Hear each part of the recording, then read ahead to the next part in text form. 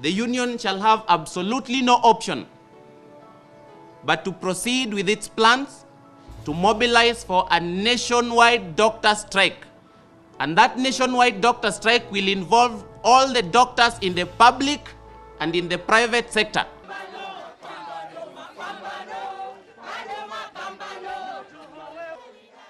And with that statement, the so-called mother of all strike came to full effect on the 5th of December 2016.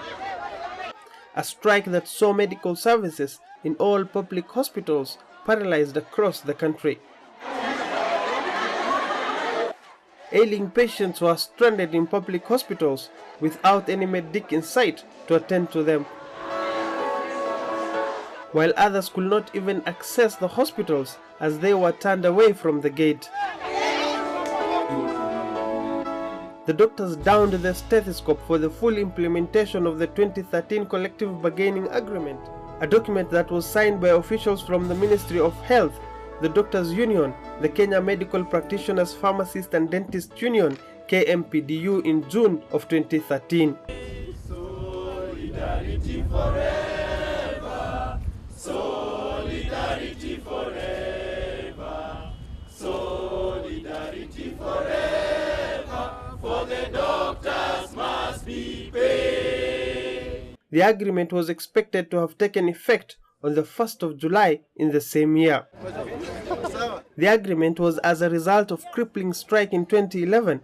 The resolution of that strike came with the drafting and adoption of the now famous CBA of 2013, which stipulates, among other things, a 300% pay hike for all medical practitioners, a review of their job groups, a promotion and development, an annual recruitment of 1,200 doctors per year. The doctors now insist the full implementation of the 2013 CBA in arrears. Nothing will stand between the doctors and the implementation of the CBA.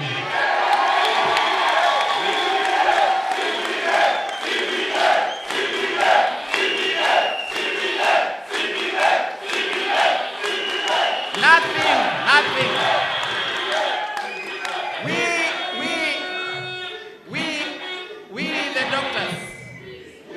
the doctors of this country have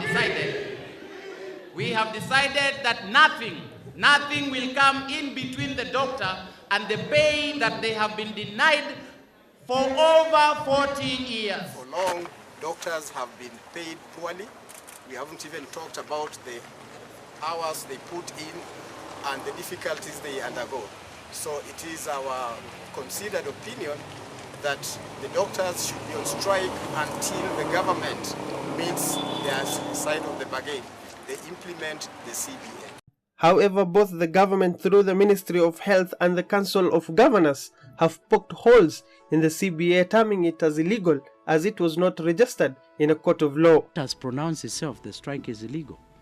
Therefore, I want you to understand that we must operate within the regulations. So it's not contrary to what we are saying, we are aggravating the situation. Now the governments are free, not tied to take any precipitate action if somebody refuses to obey the court order as directed. On their part, doctors maintain the CBA is a legally binding document which the government has failed to implement. We reiterate again that the basic document for negotiation is the CBA, and we request the authorities that this be accepted. Once the CBA is accepted as the basis for negotiation, then the matrix of implementation can be negotiated. But I don't think the idea of negotiating outside the CBA, in our opinion, is negotiable. The government signed a document. Remember, we are calling it collective between the government and the doctors. Bargaining, it was bargained and agreed. That's why it's called a collective bargaining agreement, signed in 2011. Then the government went in 2013. Then the government went on strike. Now it is our time to go on strike. So the government to do its part. Close to a month into the strike, the standoff between the government and the doctors continue. For the union makes us strong. With talks and negotiations flopping more than once, President Uhuru Kenyatta intervened when he called a meeting between the doctors' union officials and top government officials at State House Mombasa in an aim to resolve the strike. In the meeting, the government tabled a proposal that, among other things, will see an increase of the gross salary of the least earning doctor from the current Kenya shillings 140,000 to Kenya shillings 196,000 per month. The government also offered a new doctor's risk allowance at a flat rate of 10,000 per month. According to the government, this is projected to cost the taxpayer 4 billion shillings annually for the 5,000 doctors. The doctors' officials, the Kenya Medical Practitioners and Dentists Union, together with their members, discussed the offer given by the president and insisted that the offer was floated. It was misrepresented, it was vague, and therefore they have conclusively rejected it. As the tussle between the government and the doctors continue, the outcry of patients who cannot afford private healthcare intensifies all across the country. Sisi tumekuja hospitali, tunataka huduma. Kweli serikali yetu, wananchi wanaumia. Hatuna pesa ya kwenda private. Mnataka watu wakufe tu mkiona na nyinyi ni wanadamu. Muna utu. Nyinyi ni wanadamu, mnaelewa shida zenye wananchi wanapitia. Kweli tafadhali tekeleza, madaktari wakuja hospitali watuhudumie. Tunaumia. Kama mimi ninalia na uchungu sana, niliumia na pikipiki. Sisi kama nyinyi serikali mnataka sisi tulilie nani? Sisi hatujiwezi, nyumbani hatujiwezi. Mtoto alitakana afanyiwe operation, hakuna hata hela. Hasa kama nyinyi serikali, sisi tuende wapi tulilie nani? Tunaenda private na tuna pesa kwenda huko private. Hasa sisi nyinyi tunataka tulilie nani? Sumpati madaktari haki yao waendelee kutushughulikia. In a bid to alleviate the suffering of Kenyans, now the government says they are working on modalities of hiring doctors from abroad. Mimi nawauliza murudi kazi, mkikosa kurudi kazi ni nyumbani mutaenda na tutatafuta madaktari wengine. Wakenya hawawezi waendelee kuumia. Tunaelewana hivyo? Si mnakubaliana na mimi hivyo? Rudi kazi tuongee pesa. The matter was then referred to the Labour and Relations Court, where the strike was declared illegal and the doctors were then given 2 weeks to call off the strike, failure to which they risk jail for contempt of court. For your salary, we sent a team and you have been here for the last 1.5 months, almost on a weekly basis. Undeterred, the union officials, accompanied by hundreds of doctors, marched along the streets, chanting protest songs.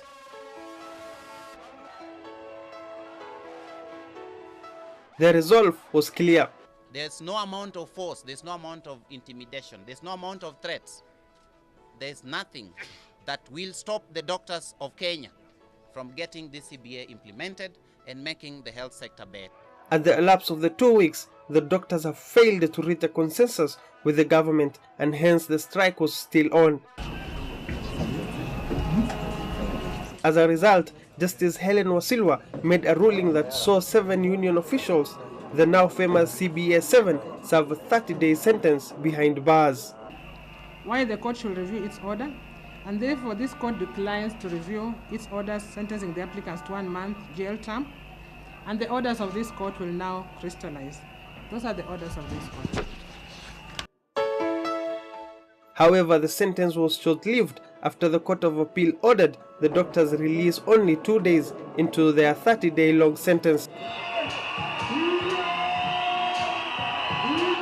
To celebrate their freedom together with their heroes, doctors marched to Uhuru Park, where they broke into songs and dance.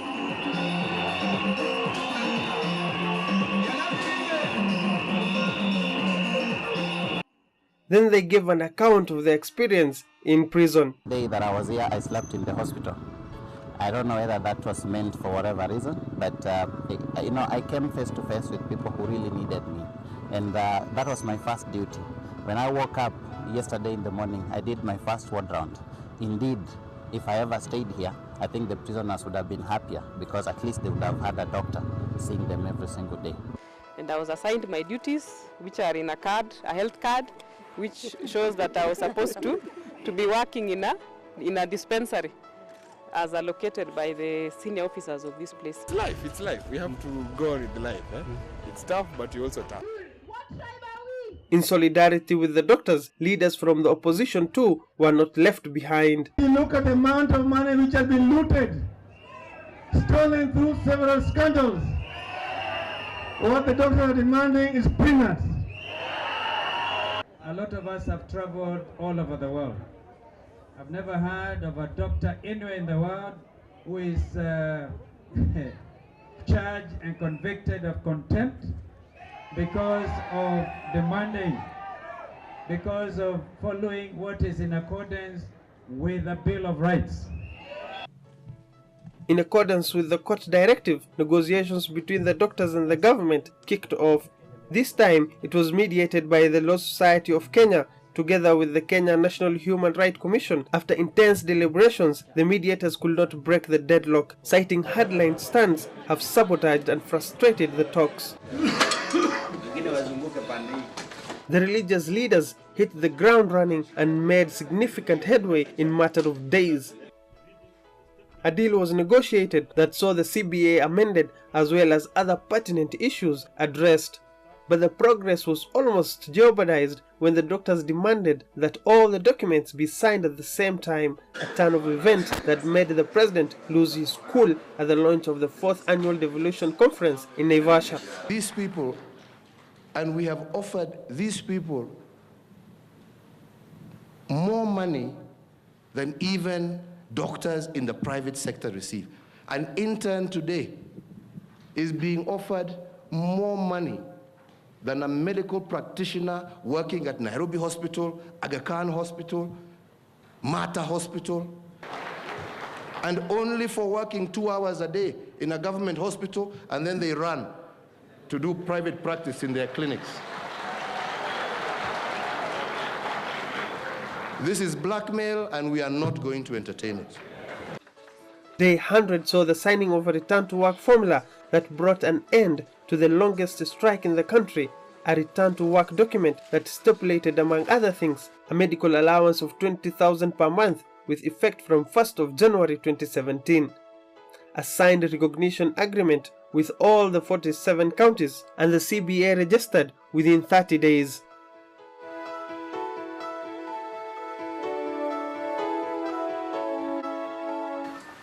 Kenyans have suffered, and I'm quite sure we cannot in any way begin to fathom the extent of the pain which the ordinary Kenyans felt during those 100 days. They sound very interesting days, but they are days of pain. Let me say it in the language that everyone understands.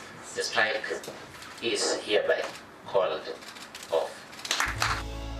100 days of headache, 100 days of death and despair, 100 days that should never have happened in our country. Reporting on the 100 days of health crisis, I am Abdikadir Mohammed.